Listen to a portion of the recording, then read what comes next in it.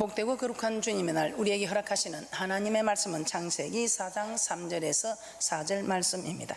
세월이 지난 후에 가인은 땅의 소산으로 제물을 삼아 여호와께 드렸고 아벨은 자기도 양의 채새끼와 그 기름으로 드렸더니 여호와께서 아벨과 그 제물은 연락하셨으나. 계속해서 우리는 예배를 통해서 명하시는 것, 오늘 8번째 시간입니다. 오늘은 신약에서는 예배를 통해서 우리에게 명하시는 것이 무엇인가? 신령과 진정으로 예배하라, 신령과 진정으로 예배하라고 말씀하고 있습니다. 그래서 우리는 삶의 계명을 살펴보기 전에 지난 시간에 우리는 구약의 법과 신약의 법의 차이점에 대해서 우리는 살펴보았습니다. 그리고 겉의 법과 마음의 법이 더하여짐을 살펴보면서 이웃을 사랑하라, 내 이웃을 사랑하라 말씀을 통해서 우리는 살펴보았습니다. 자, 그러면 우리는 구약의 법과 신약의 법의 차이도 알아보았고 이제 신령과 진정으로 예배해야 한다는 것을 우리에게 말씀하고 계신데, 오늘은 너희의 몸을 거룩한 산제사로 드리라. 로마서 12장 1절에서 2절 말씀에 너희의 몸을 거룩한 산제사로 드리라. 자, 이 말씀은 사랑의 삶으로 예배하라는 말씀을 의미하고 있습니다. 너희의 몸을 거룩한 산제사로 드리라. 사도 바울은 우리의 몸을 하나님이 기뻐하시는 거룩한 산제사로 드리라. 이것이 우리가 드릴 영적 예배다. 자, 그러면 우리의 몸을 거룩한 산제사로 드리는 것은 어떤 것인가? 다시 한번 로마서 12장 1절에서 2절 말씀을 합독해 보도록 하겠습니다. 시작. 그러므로 형제들아, 내가 하나님의 모든 자비하심으로 너희를 권하노니 너희 몸을 하나님이 기뻐하시는 거룩한 산 제사로 드리라. 이는 너희의 드릴 영적 예배니라. 너희는 이 세대를 본받지 말고 오직 마음을 새롭게 함으로 변화를 받아 하나님의 선하시고 기뻐하시고 온전하신 뜻이 무엇인지 분별하도록 하라. 우리의 몸을 거룩한 산제사로 드리는 것, 이 세대를 본받지 않고 마음을 새롭게 함으로 변화를 받아 하나님의 선하시고 기뻐하시고 온전하신 뜻대로 살아온 삶을 하나님께 드리는 것을 우리의 몸을 거룩한 산제사로 드리는 것이라고 말씀하고 있습니다. 그러면 하나님의 선하시고 기뻐하시고 온전하신 뜻은 무엇인가? 하나님의 선하시고 기뻐하시고 온전하신 뜻은 로마서 2장 18절 말씀을 통해서 우리는 깨닫게 됩니다. 로마서 2장 18절에 이렇게 말씀하고 있습니다. 율법의 교훈을 받아 하나님의 뜻을 알고 지극히 선한 것을 좋게 여기며. 로마서 2장 18절 합독하도록 합니다. 시작. 율법의 교훈을 받아 하나님의 뜻을 알고 지극히 선한 것을 좋게 여기며. 율법의 교훈을 받아 하나님의 뜻을 알고 지극히 선한 것을 좋게 여긴다. 성이 무엇이라고 하는 게 에베소서 2장 10절에서는 지으신 목적, 즉 창조의 목적, 창조의 목적대로 사는 것을 지극히 좋게 여긴다. 한마디로 율법의 교훈이 곧 하나님의 선하시고 기뻐하시고 온전하신 뜻이라는 것입니다. 율법의 교훈을 통해서 하나님의 뜻을 안다고 말씀하고 있습니다. 이 하나님의 뜻을 알게 되니까 지극히 선한 것을 좋게 여긴다 이 말입니다. 자, 그러면 이 율법의 교훈이 무엇입니까? 이 율법의 교훈, 너희 몸을 거룩한 산제사로 드리라는 이 말씀은 율법의 교훈대로 행하고 율법의 교훈대로 행한 그 삶을 하나님께 드리라는 것입니다. 마태복음 22장 35절에서 40절입니다. 이 율법의 교훈이 무엇인가? 마태복음 22장 35절에서 40절에 말씀하고 있습니다. 율법사가 예수를 시험하여 물어보고 있는 말씀입니다. 이 율법 중에 어느 계명이 큰지, 이 율법의 교훈을 찾기 위해서 오늘 우리는 율법을 찾아보고 있습니다. 마태복음 22장 35절에서 40절 말씀 합독합니다. 시작. 그 중에 한 율법사가 예수를 시험하여 묻되 선생님이여 율법 중에 어느 계명이 크니까? 예수께서 가라사대 내 마음을 다하고 목숨을 다하고 뜻을 다하여 주 너희 하나님을 사랑하라 하셨으니 이것이 크고 첫째 되는 계명이요 둘째는 그와 같으니 내 이웃을 내 몸과 같이 사랑하라 하셨으니 이 두 계명이 온 율법과 선지자의 강령이니라. 한 율법사가 선생님께 묻습니다. 선생님이요, 율법 중에 내가 율법의 교훈을 알고 싶으니 율법 중에 어느 계명이 가장 큽니까? 이렇게 물어봅니다. 이 물음에 예수님께 물어봅니다. 율법사가 예수님 내 마음을 다하고 목숨을 다하고 뜻을 다하고 주 너희 하나님을 사랑하라. 이것이 첫째 계명이요 둘째는 내 이웃을 내 몸과 같이 사랑하라. 이 두 계명이 온 율법과 선지자의 강령이라고 말씀하고 있습니다. 이게 무슨 말입니까? 이 율법의 교훈, 이 율법을 통해서, 이 율법의 교훈을 통해서 이제 하나님의 뜻을 알고자 하여 율법사가 예수님께 묻는 장면입니다. 이 율법의 교훈이 무엇입니까? 사랑하라는 것입니다. 하나님 사랑하고 이웃을 사랑하라는 것입니다. 마가복음 12장 28절에서 31절 말씀도 한번 찾아보겠습니다. 마가복음에서도 동일하게 말씀하고 있습니다. 오늘 이 말씀에서는 서기관 중에 한 사람이 저의 변론하는 것을 듣고 예수께서 대답 잘하시는 줄 알고 나와 묻되 모든 계명 중에 첫째가 무엇입니까? 모든 계명 중에 또 첫째는 무엇입니까? 그렇게 물어보는 장면입니다. 마가복음 12장 28절에서 31절입니다.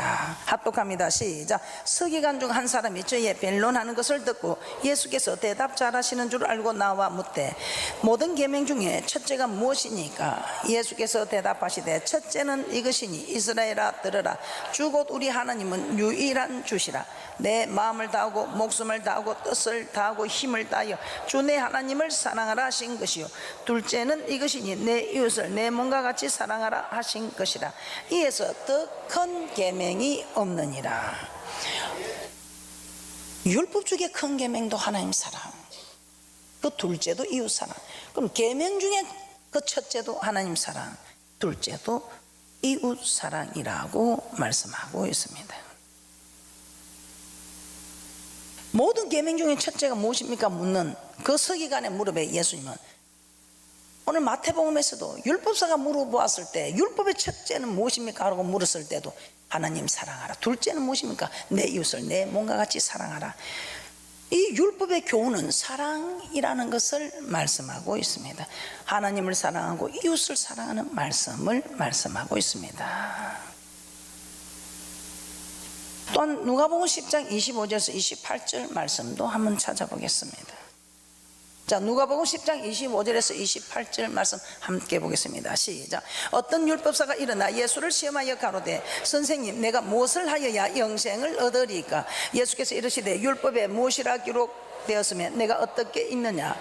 대답하여 가로되 내 마음을 다하며 목숨을 다하며 힘을 다하며 뜻을 다하여 주 내 하나님을 사랑하고 또한 내 이웃을 내 몸과 같이 사랑하라 하였나이다.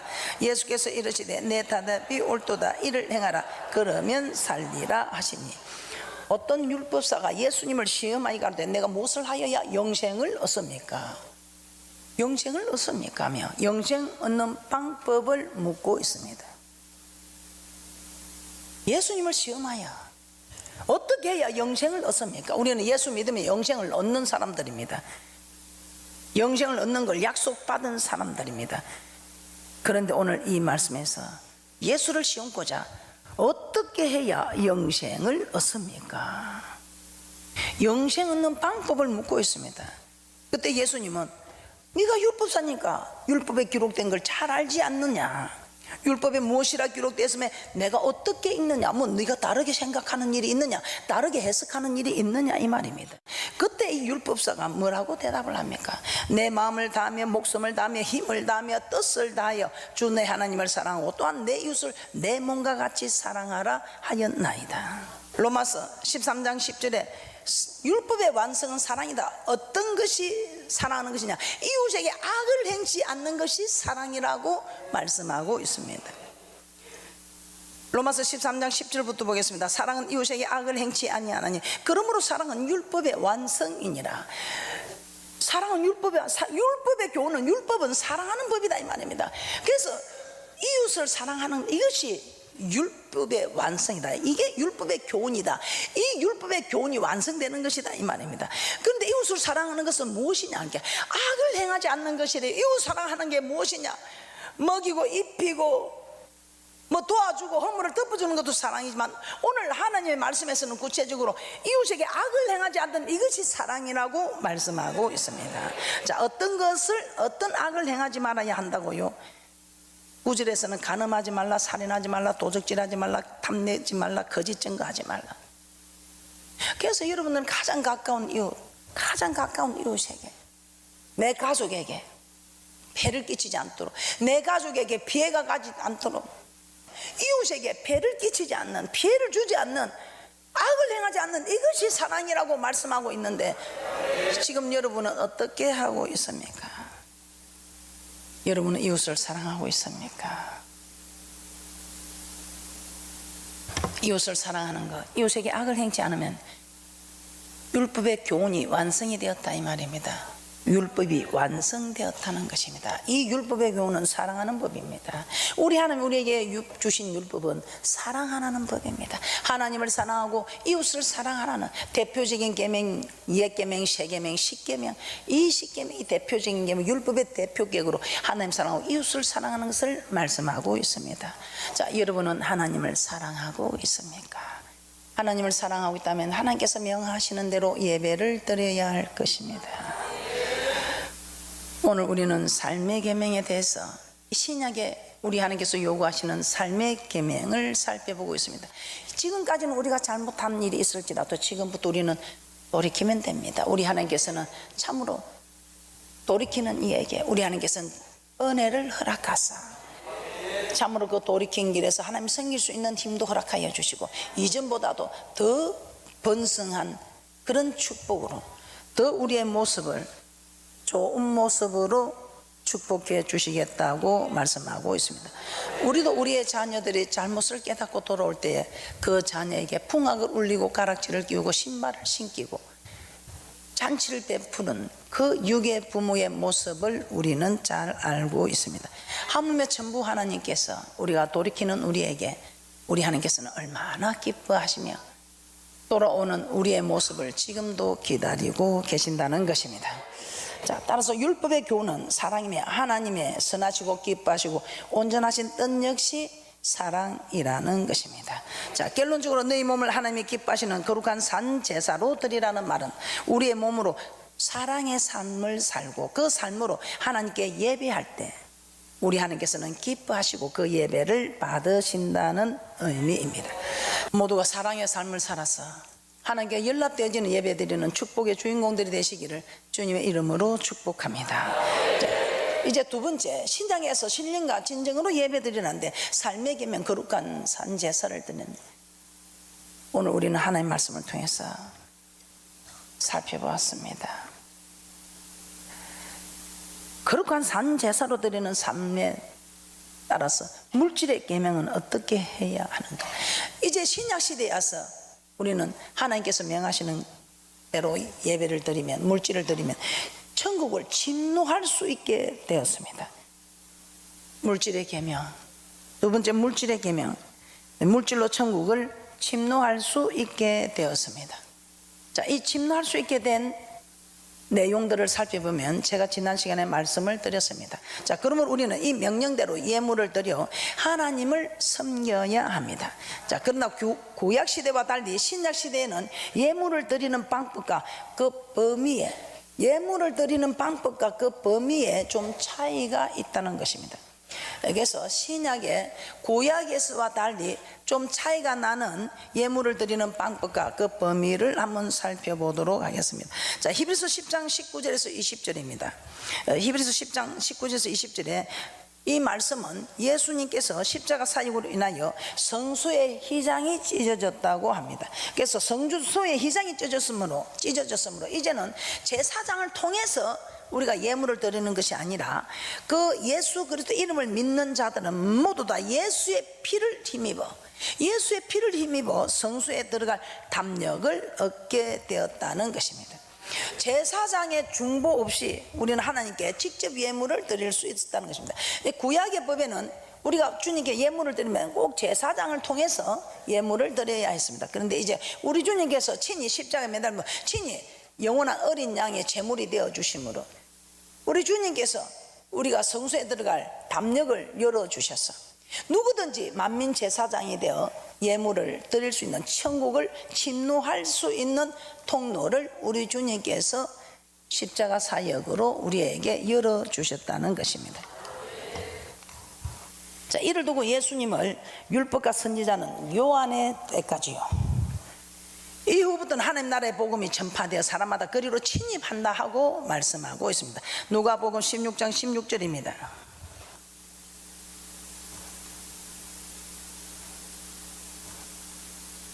누가복음 16장 16절 말씀, 예, 합독합니다. 시작.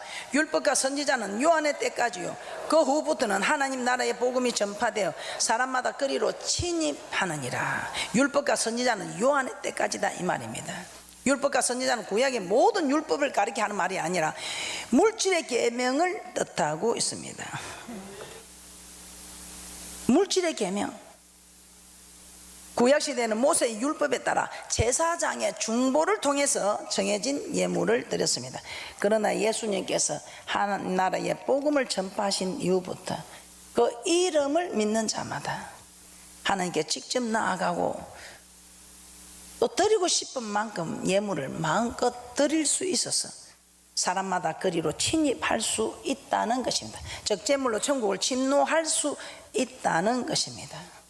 이것이 구약과 신약의 차이입니다.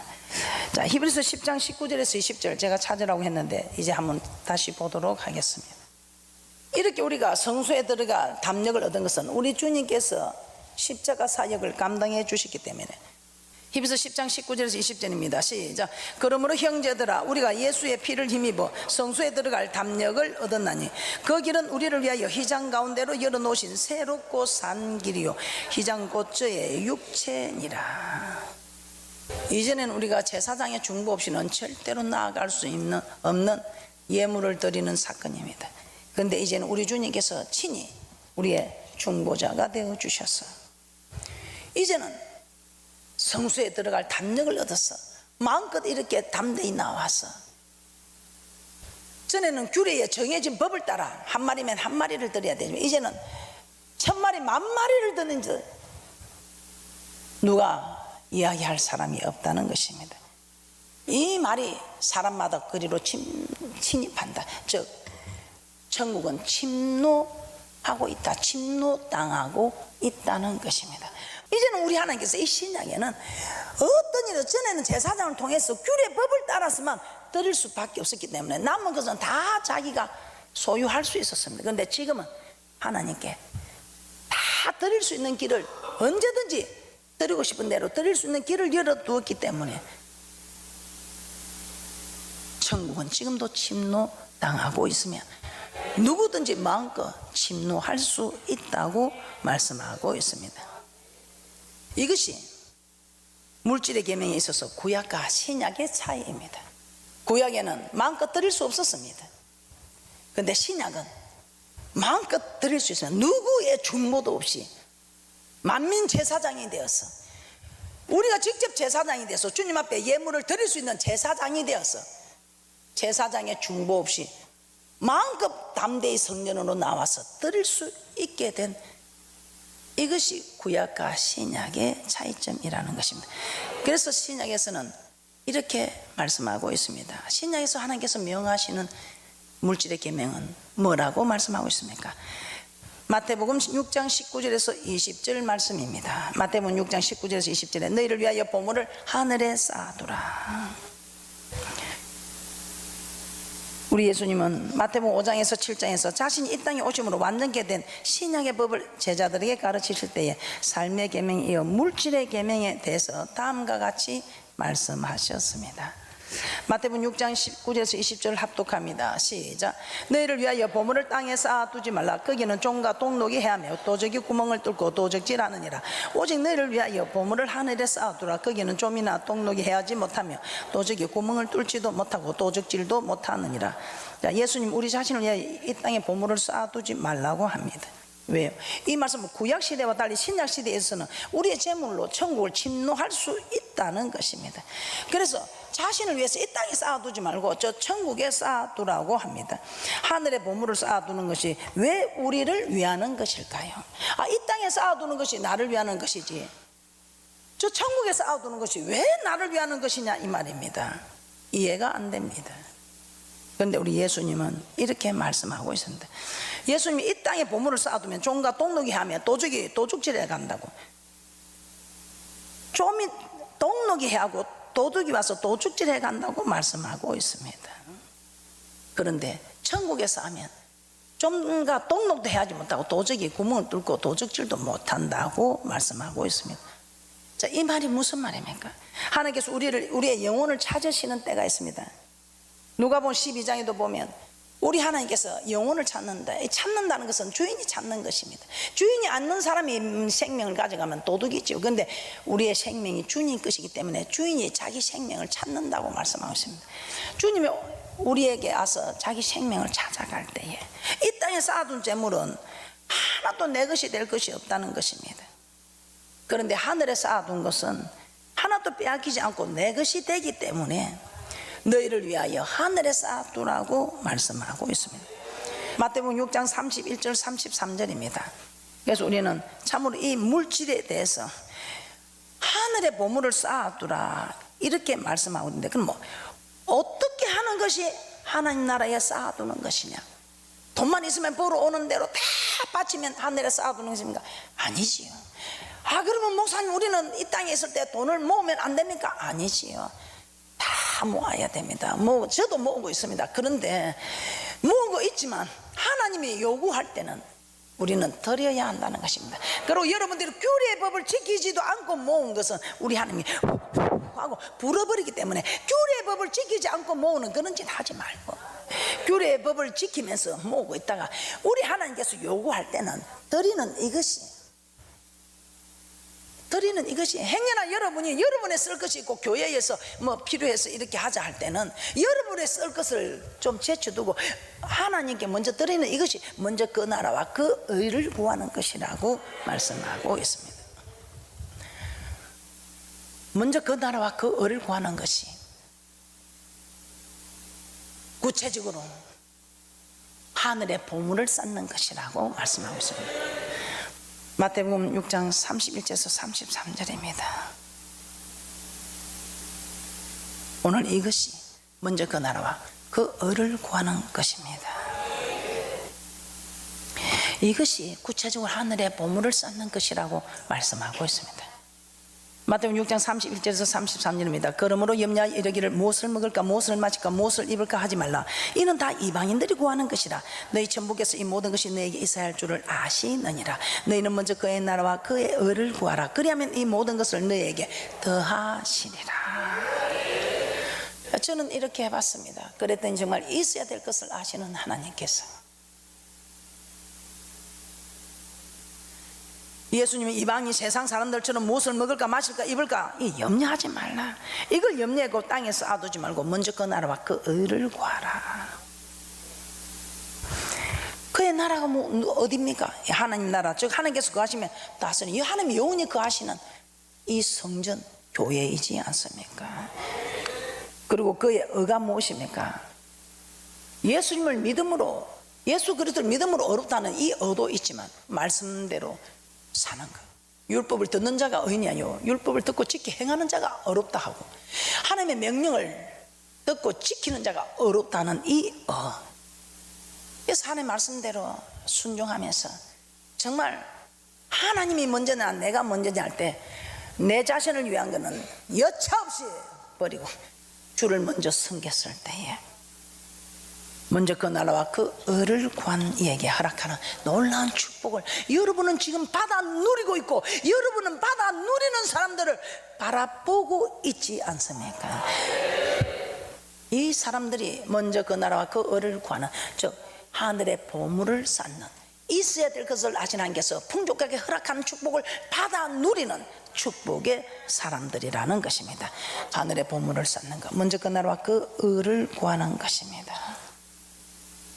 무엇을 먹을까 마실까 입을까 염려하지 말고 육신의 것을 위해서 염려하지 말고 오직 그 나라와 그 의를 구할 때에 우리 하나님께서 있어야 될 것을 아시는 하나님께서 풍족히 허락해 주시는 하나님이 축복하시는 그 축복, 이 축복을 다 받아 누리는 예배가 연락되어지는 축복의 주인공들이 되시기를 주님의 이름으로 축복합니다.